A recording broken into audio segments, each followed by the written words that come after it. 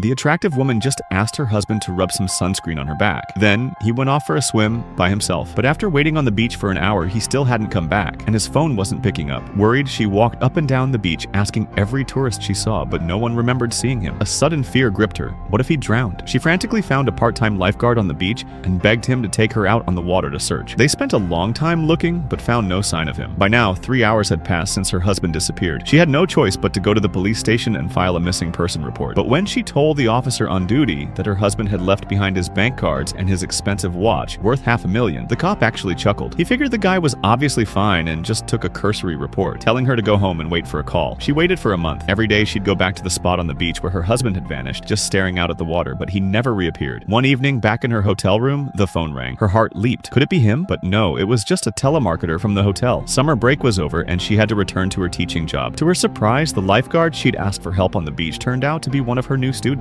Whenever he saw her, he'd enthusiastically strike up a conversation, even asking her out to dinner and a show. She quickly realized he was interested in her romantically. She gently but firmly turned him down, saying they could only be friends. In her heart, she still believed her husband was alive. She never gave up searching for him, convinced he hadn't died, but that something else, some kind of accident must have happened. One night, while preparing for work, she stumbled upon a video on her husband's computer. It was footage from his company's annual party. In the video, a woman in a red dress appeared, seeming very close and familiar with her husband, but the wife had never seen this woman before. The two of them were huddled in a corner, talking intently about something. The next day, she took the video to her best friend, who had also been at that party. Her friend said she didn't remember the woman in red very well, only that she had arrived at the party with the wife's husband, and she thought the woman in red might have been driving, but her friend hadn't noticed any romantic behavior between them. What puzzled the wife even more was something the bank manager told her. A few days before he disappeared, her husband had withdrawn all the money from his personal accounts, and even emptied their joint account. This had left her in a difficult financial situation. It was becoming clear there was more to your husband's disappearance than she initially thought. The lifeguard continued to subtly try and get closer to her,